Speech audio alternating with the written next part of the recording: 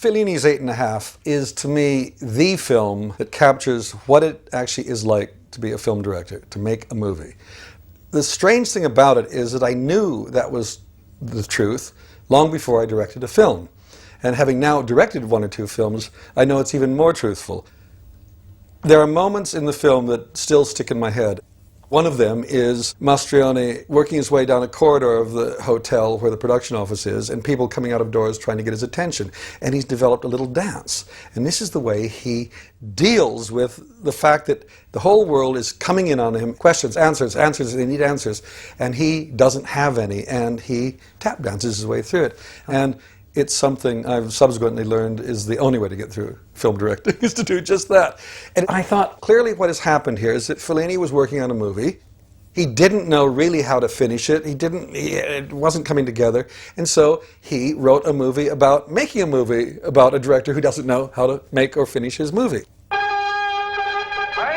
It captured everything in that opening sequence. I think that sequence is probably the most important in my life because I've been trying to do versions of that ever since.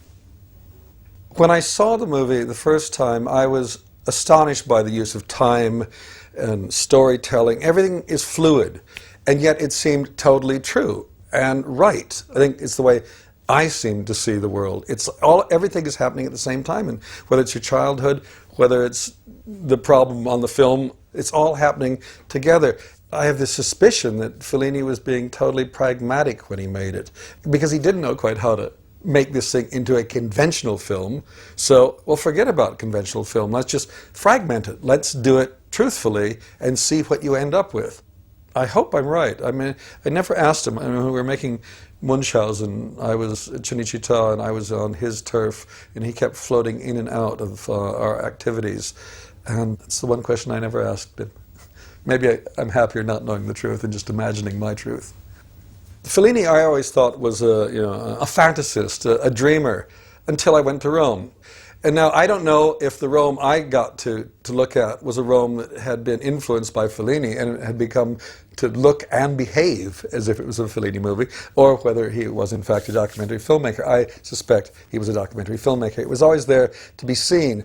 And I think I'm in the same school that he was in. I look at the world and people say, oh, what you're showing on film is very grotesque and odd and bizarre. I said, no, it's just stuff I see.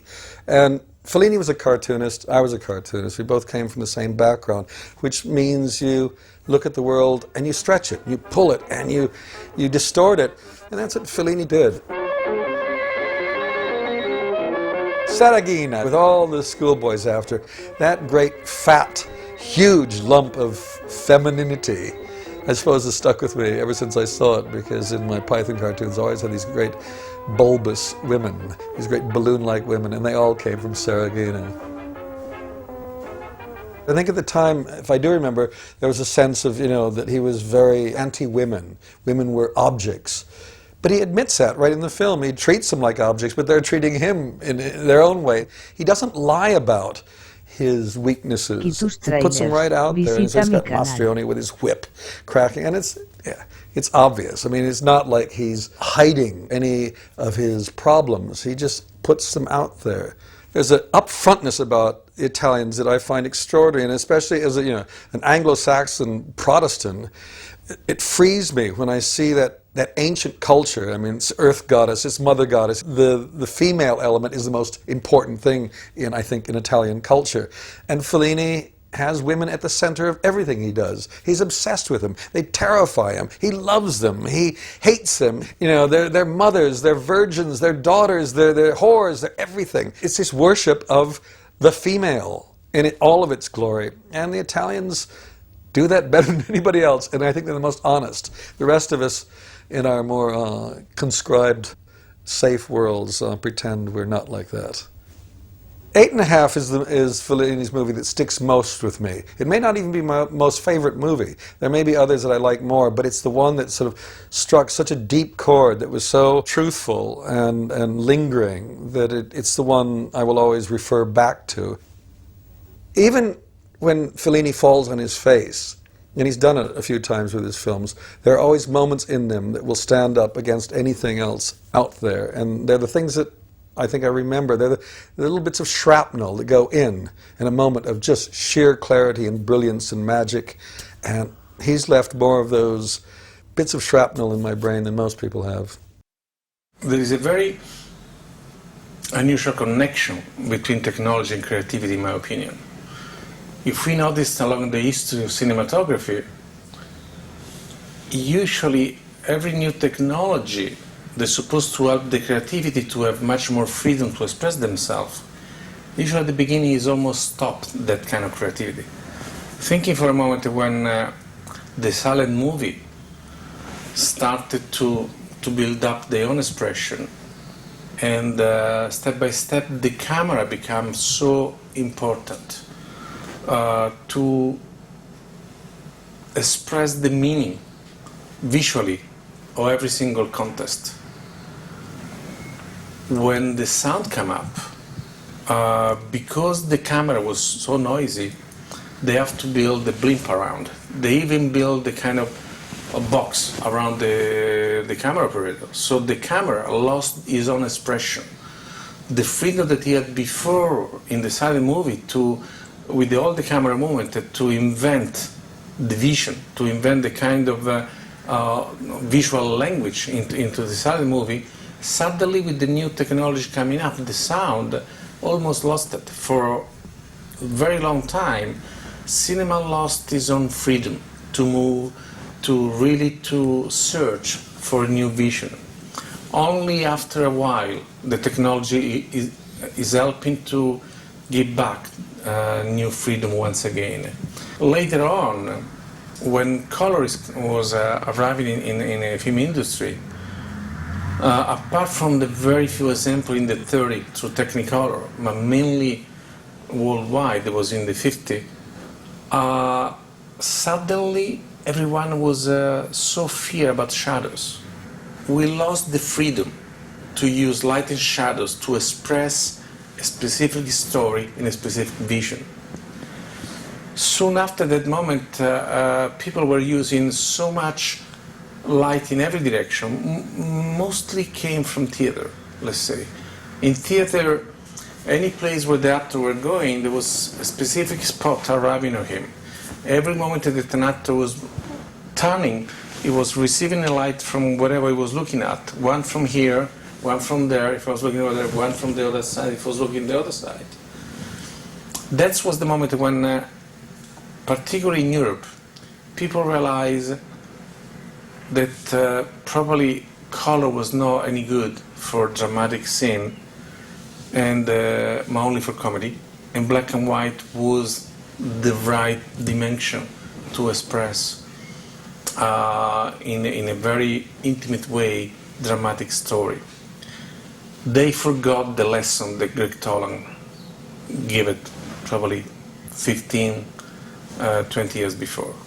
But that moment, that was the moment when Gianni Di Venanzo came up, and he was a kind of revolutionary man that really changed completely the vision of the entire lifestyle all around the world, in my opinion.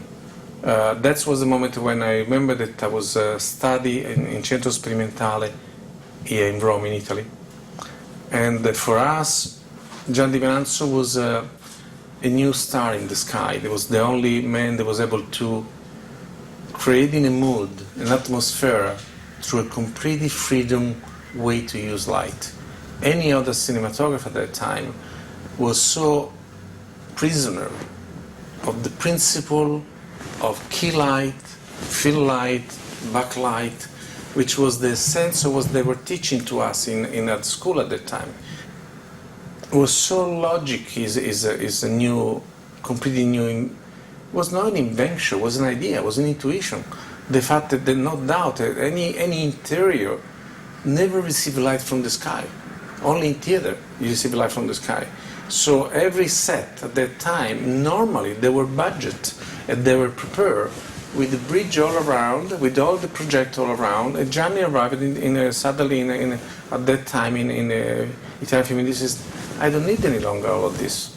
Throw out everything. And it probably this light just bounce on the white wall. Or maybe I need the light coming through the window, through another place. He changed completely the vision of the practically Michelangelo Antonioni's movie, Francesco Rosi's movie, La Sfida, Salvatore Giuliano, the movie with Francesco Maselli, Gli Indifferenti. Gianni Di Venanzo became the reference for every new director in Italy at that time. That if I have one or two movie from Aldo Graziati, one or two movie from Greg Toland, yes, there are at least 20 movies in front of me of Gianni Di Venanzo. Because at that time it was spread through so many directors in so many films at that moment. It was basically doing every interesting movie during that time, Gianni Di Venanzo. Because there was this kind of new wave, new look they created. Any director, the established one or the new director, they were looking for this kind of style. Was more integrated to the natural light, let's say, in every single location. No doubt it was giving more a believable look. You were believing much more that scene really happened in that set, in that dramatic moment with the dramaturgy arriving at that levels between two different characters, because you were feeling more. There was no fake, there was no theatrical, there was more connected with everyday's life. Even if I insist, everything was a very specific concept in everything. It was the shot was very well researched, the light was very well calibrated, and the costume was very well designed and so on, but was put more into a natural environment, let's say. So they become more natural, the lighting that they use, no doubt. Michelangelo Antonioni, Federico Fellini, and Francesco Rosi was looking for something like that. Because it was not possible Francesco Rosi doing La Sfida, or I Magliari, or Le Mani sulla Città, or Salvatore Giuliano in a studio. You have to go to Sicily, where the bright light was very violent, the interior was very dark, and you have to use that kind of contrast to tell the dramatic look, the dramatic story. Was also the dramatic way of living, which was also the heat, which was the sweating, which was the very dark interior. Everything was connected. So somebody like Gianni, with this very simple, revolutionary way of seeing lighting in that natural environment, gave it practically the key reference in the way the cinema is supposed to be at that time. So the freedom of light from Gianni Di Venanzo, the painting lesson from Aldo Graziati, the very strong vision, almost imperialistic of Greg Toland, was for us at that time, my generation, that kind of possible combination that we can come out. And we couldn't understand any other lesson. I remember one day I was in my last year of the Italian Film School at Centro Sperimentale. I was doing my short film, and instead to do what they told me to do, I threw everything out myself. I used just one light coming through a main window, only one single light.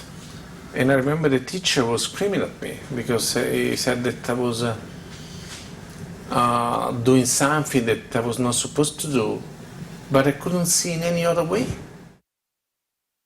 Some very strong personality, like was Gianni Di Venanzo, even work with different directors.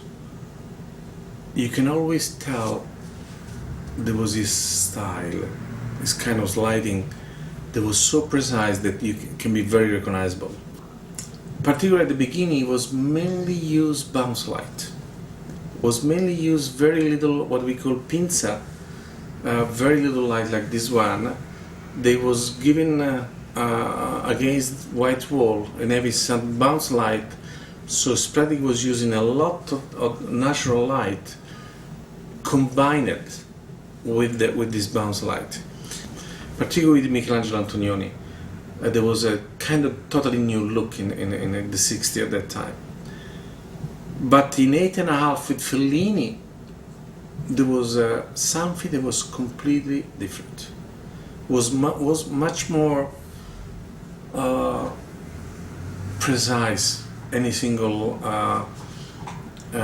relation between light and shadows that, in my opinion, was in any other movie that Gianni did. No doubt that that's probably depends from the connection with the director. No doubt that particularly with that kind of movie, 8.5 is the only movie that I know, in my opinion, made by an artist that is considered his own problem, that is considered his own the drama that he has, having ideas, in expressing himself, and through this major question, a major doubt, is creating a masterpiece. Is so connected with conscious and unconscious, with what he tried to do, and everything that is the journey that he's doing within himself, the character of 8.5. There was no doubt that there was need a new Gianni Di Venanzo. Particularly in 8.5, he was able to, with the renovated Gianni, putting together this great combination of something that is, this is what I am now, this is what I was yesterday, this is what I would like to be tomorrow. There is an incredible connection between unconscious, conscious, over conscious. And I was noticed in the review in 8.5, everything is connected with these three main elements. Shadows, connected with the unconscious. Every time they remember something, they go back when they see over, it's like an enlightenment. This is an example that I mentioned several times to my student, that an Indian guru, Yogananda, in his journey within the different levels of consciousness, made a connection. The more, if we live in the life of consciousness, the more we can go down in our unconscious, the more we can go up in our overconscious. That's 8.5. The deeper you go into his memory, the higher you go into his imagination.